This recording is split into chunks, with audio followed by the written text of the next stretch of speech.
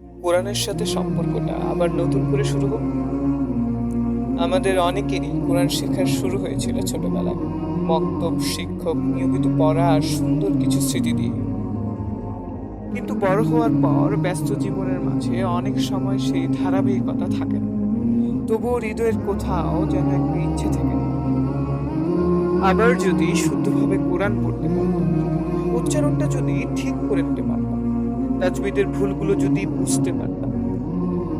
কোরআনের মানুষ তারা যারা কোরআনকে ভালোবাসেন, শেখেন, বুঝতে চেষ্টা করেন এবং জীবনকে কোরআনের আলোকে ধারণ করতে চান।